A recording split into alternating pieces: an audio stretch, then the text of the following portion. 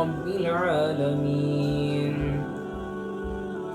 والصلاة والسلام على رسوله الكريم. أما بعد، فأعوذ بالله من الشيطان الرجيم. بسم الله الرحمن الرحيم. شهر رمضان الذي أنزل فيه القرآن هدى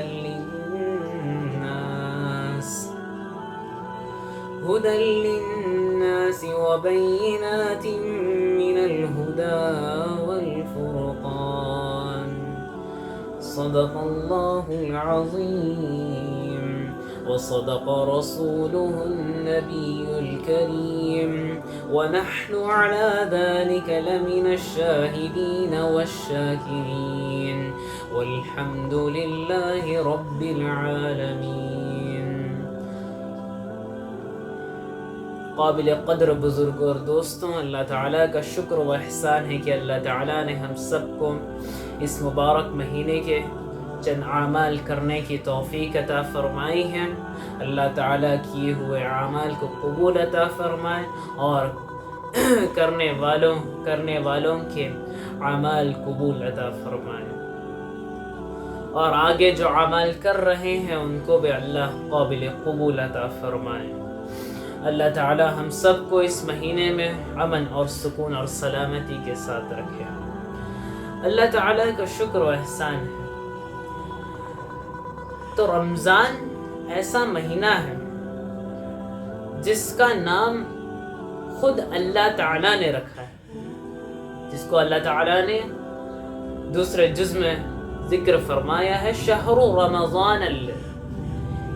تو رمضان کا نام خود اللہ تعالیٰ نے رکھا، اور باقی کے جو 11 مہینے ہیں ان کا نام عربوں نے رکھا. تو یہاں رمضان کا معنی جلنا، تو جلنا اور روزے کا کیا رشتہ ہے؟ تو اللہ تعالیٰ فرماتے ہیں کہ جب تم روزہ رکھتے ہو تو تمہارے گناہ میں معاف کرتا ہوں. وہ گناہ تمہارے ایسے ختم ہوتے ہیں، وہ ختم اس طرح سے ہوتے ہیں کہ جب تم روزہ رکھتے ہو اور جب وہ تمہاری بھوک کی شدت، اس بھوک کی آگ، تو وہ آگ میں اللہ تعالیٰ تمہارے کیے ہوئے گناہوں کو ڈالتا ہے اور اس کی وجہ سے تمہارے سارے گناہ جل جاتے ہیں. جب تم پہلا روزہ رکھتے ہو، پھر دوسرا، پھر تیسرا، اور جب آخری روزہ رکھتا ہے کوئی بندہ تو اس کے سارے گناہ جل کر راکھ ہو جاتے ہیں اور ختم ہو جاتے ہیں. تو اللہ تعالیٰ فرما رہا ہے کہ تم روزہ رکھتے ہو تو تمہارے پچھلے سارے گناہ معاف کر دیتا ہوں. اور اگر شب قدر دے دیا تو 5 راتیں تو ہیں، لیکن اس میں بھی کوئی رات تو ہوگی. اور اگر کوئی بندہ اس رات میں جاگ گیا اور اس جاگنے میں اس نے ایسی عبادتیں کی تو اللہ تعالیٰ فرماتا ہے کہ اس بندے کی مغفرت میں کر دیتا ہوں، اسے بخش دیتا ہوں اور اسے ایسی نعمتوں سے نواز دیتا ہوں اور وہ خوشحال زندگی گزارتا ہے. لیکن اللہ تعالیٰ فرما رہا ہے 4 لوگ ہیں جن کے میں کوئی عمل قبول ہی نہیں کرتا، چاہے وہ رمضان میں کرو یا پھر شب قدر میں کرو، میں ان کے کوئی عمل کو قبول نہیں کروں گا. تو علماء کرام فرماتے ہیں وہ 4 لوگ یہ ہیں: پہلا، ماں باپ کا نافرمان; دوسرا، مسلسل شراب پینے والا، شراب کا عادی; تیسرا، جو رشتہ داروں سے برا سلوک کرتا ہے; اور چوتھا، جو ایک بندہ دوسرے بندے کے لیے نفرت رکھتا ہے. یہ 4 لوگ ہیں جن کے اللہ تعالیٰ کوئی عمل قبول نہیں فرمائے گا، چاہے وہ رمضان میں کرو یا پھر راتوں میں کرو. اللہ تعالیٰ فرما رہا ہے میں تمہارے کوئی عمل قبول نہیں کروں گا. تو اللہ تعالیٰ سے دعا ہے کہ اللہ تعالیٰ ہم سب کو ان 4 لوگوں میں شمار نہ فرمائے. تو پہلا جب میں نے کہا کہ ماں باپ کا نافرمان، کوئی بندہ جب اپنے ماں باپ کو تنگ کرتا ہے اور اس کی نافرمانی کرتا ہے تو یقیناً وہ ماں باپ کے دل اس کے ٹکڑے ٹکڑے ہو جاتے ہیں. اپنے بیٹے کو دیکھ کر وہ کیسے میری نافرمانی کر رہا ہے، اس دکھ میں وہ رہتے رہتے ان کا دل ٹکڑے ٹکڑے ہو جاتا ہے. اللہ تعالیٰ نے اپنی نافرمانی، اگر کوئی بندہ اللہ تعالیٰ کی نافرمانی کرتا ہے تو اس کا جو لفظ ہے، جو ایک ورڈ اللہ نے دیا ہے وہ ہے معصیہ. اور ماں باپ کے لیے اقا کا یعنی مانے کہ دل کا ٹکڑے ٹکڑے ہو جانا. تو کوئی بندہ اپنے ماں باپ کی نافرمانی کرتا ہے تو اس کے ماں باپ کے دل ٹکڑے ٹکڑے ہو جاتے ہیں. تو میں گزارش کرتا ہوں ان بندوں سے جو اپنے ماں باپ کی نافرمانی کرتے ہیں، اللہ تعالیٰ ان لوگوں کو ہدایت عطا فرمائے. اور میں گزارش کرتا ہوں کہ اپنے ماں باپ کا دل نہ دکھائے. دوسرا، اپنے رشتہ داروں سے اچھا سلوک رکھیں.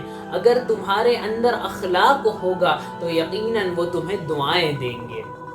تو اپنے اندر ایک ایسا اخلاق، اچھی باتیں کیا کرے ان سے اور صحیح سلوک سے رہیں.